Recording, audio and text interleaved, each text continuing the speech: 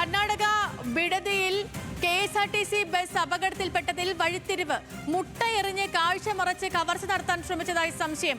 ബസിന്റെ അടിഭാഗത്ത് നിന്ന് മുട്ടയുടെ അവശിഷ്ടം കണ്ടെത്തി. അപകടത്തിൽ 2 പേരാണ് മരിച്ചത്. ഓഗസ്റ്റ് 12-ന് ഇതേ സ്ഥലത്ത് തന്നെ മറ്റൊരു ബസിന് നേരെയും മുട്ടയേറ് നടന്നു. അന്വേഷണം ആവശ്യപ്പെട്ട് KSRTC കർണാടക സർക്കാരിന് കത്തു നൽകി. വിശദാംശങ്ങളുമായി സരീഷ് PK ചേരുകയാണ്. സരീഷ്,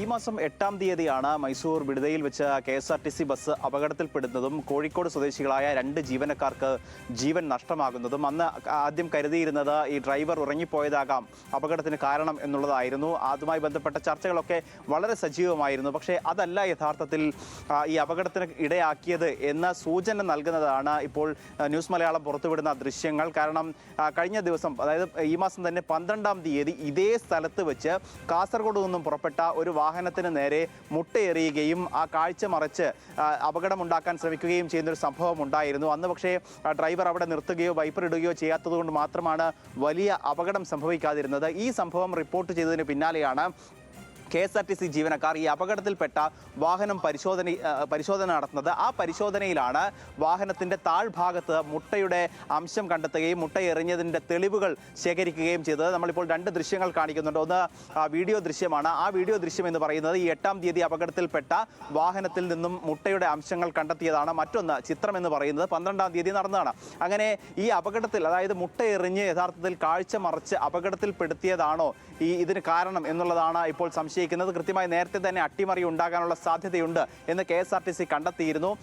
ഈ മേഖലയിൽ, അതായത് ഈ ബിഡദ മേഖലയിൽ ഇങ്ങനെ കാഴ്ച മറച്ച് അപകടത്തിൽപ്പെടുത്തുകയും സ്വർണം ഉൾപ്പെടെയുള്ള വസ്തുക്കൾ കവരുകയും ചെയ്യുന്ന സംഘം സജീവമാണ്.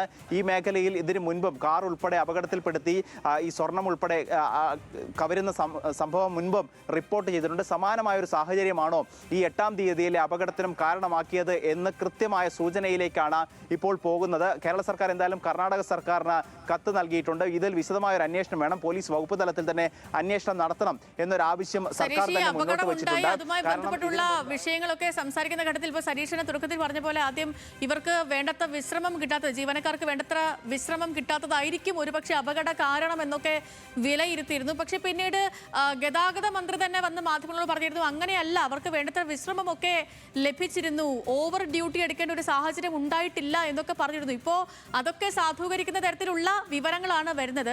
അങ്ങനെയാണ് എങ്കിൽ ഇനിയിപ്പോൾ തുടർ നടപടികൾ എങ്ങനെയായിരിക്കും സരീഷ്? ഒരു വിശദമായ അന്വേഷണത്തിലേക്ക് കാര്യങ്ങൾ നീങ്ങില്ലേ?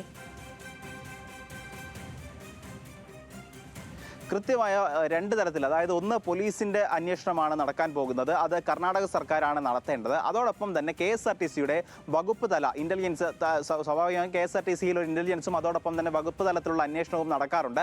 അത്തരത്തിലൊരു വകുപ്പ് തല അന്വേഷണവും നടക്കും. പ്രാഥമികമായി മാത്രമാണ് അന്ന് ഒരു പരിശോധന നടത്തിയത്. അന്ന് തന്നെ യഥാർത്ഥത്തിൽ ഉറങ്ങിപ്പോയതല്ല, അല്ലെങ്കിൽ ക്ഷീണമല്ല ഇതിന് കാരണം എന്നുള്ളത് നേരത്തെ തന്നെ തെളിഞ്ഞിരുന്നു. അത് കൃത്യമായി മന്ത്രി ഉൾപ്പെടെയുള്ളവർ പറഞ്ഞിരുന്നു. കാരണം 16 മണിക്കൂറിന്റെ ഗ്യാപ്പ് 2 യാത്രക്കിടയിൽ ലഭിച്ചിരുന്നു. അതോടൊപ്പം തന്നെ മുൻപ് ഒരു തരത്തിലും ഉറങ്ങിപ്പോവുകയോ അല്ലെങ്കിൽ മറ്റേതെങ്കിലും രീതിയിൽ ചെറിയ അപകടം പോലും സംഭവിക്കാത്ത ഒരാളാണ് ഡ്രൈവർ. കൃത്യമായി ആ പ്രായം, അതോടൊപ്പം തന്നെ അദ്ദേഹത്തിൻ്റെ സർവീസ് ഉൾപ്പെടെയുള്ളവ കണക്കിലെടുത്തായിരുന്നു അന്ന് മന്ത്രി പറഞ്ഞത്. കൃത്യമായി ഗുഡ് സർട്ടിഫിക്കറ്റ് ഉള്ള ഒരു ഡ്രൈവറാണ്. അപ്പോൾ പെട്ടെന്നുണ്ടായ മറ്റെന്തെങ്കിലും സംഭവമാകാം അപകടത്തിന് കാരണം എന്നുള്ളത് മന്ത്രി തന്നെ അന്ന് പറഞ്ഞിരുന്നു. കൃത്യത്തിൽ അത് KSRTCയുടെ പ്രാഥമിക നിഗമനം കൃത്യമായി മനസ്സിലാക്കുന്ന, അല്ലെങ്കിൽ കൃത്യമായി ശരിവെക്കുന്ന രീതിയിലുള്ള തെളിവുകളാണ് ഇപ്പോൾ പുറത്തു വരുന്നത്. കാരണം അന്ന് 2-ാം ദിവസം, അതായത് 12-ാം തീയതി ഇങ്ങനെയൊരു സംഭവം ഉണ്ടാവുകയും KSRTC ഡ്രൈവർ, കാസർഗോഡ് നിന്നും പുറപ്പെട്ട KSRTC ഡ്രൈവർ കൃത്യമായി ഇത് ഡിപ്പോയെ അറിയിക്കുകയും ചെയ്തതുകൊണ്ട് മാത്രമാണ്, പ്രത്യേകിച്ച് ഈ 2 സംഭവങ്ങളും നടന്നത്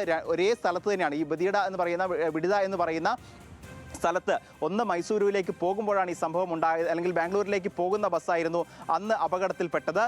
കഴിഞ്ഞ ദിവസം 12-ാം തീയതി അപകടത്തിൽപ്പെടുത്താൻ ശ്രമിച്ച ബസ് എന്ന് പറയുന്നത് മൈസൂരുവിലേക്ക്, അതായത് 2 ഭാഗം, ദേശീയപാതയാണ്, അതുകൊണ്ട് തന്നെ 2 ഭാഗത്തുണ്ടായ ഒരേ സ്ഥലത്ത് വെച്ചാണ് ഈ സംഭവം ഉണ്ടാകുന്നത് എന്ന് കൃത്യമായി കണ്ടക്ടറും ഡ്രൈവറും ഈ ഡിപ്പോയെ അറിയിച്ചതോടെയാണ് ഈ അപകടം സംഭവിച്ചതും, അതായത് 8-ാം തീയതി അപകടം സംഭവിച്ചതും ഇത് തന്നെയായിരിക്കുമോ കാരണം എന്ന് KSRTC ജീവനക്കാർക്ക് സംശയം തോന്നാൻ രക്ഷപ്പെടാൻ കാരണം അതിന് തൊട്ടു പിന്നാലെയാണ് ഈ അപകടത്തിൽപ്പെട്ട വാഹനം കൃത്യമായി പരിശോധിച്ചത്. ആദ്യ പരിശോധനയിൽ ഒരു സാധാരണ അപകടം എന്ന് മാത്രമായിരുന്നു. പക്ഷേ കഴിഞ്ഞ ദിവസം മുട്ടയുടെ അംശങ്ങൾ കണ്ടെത്തുന്നു. അത് കൃത്യമായി ഈ അപകടമുണ്ടാക്കിയത് ഈ മുട്ട എറിഞ്ഞ് തന്നെയാണ് എന്ന നിഗമനത്തിലേക്ക് പോകുന്നതാണ് കാര്യങ്ങൾ.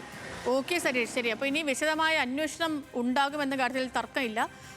ഈ ഒരു അട്ടിമറിയാണ് അവിടെ നടന്നതെന്നാണ് വ്യക്തമാകുന്നതും.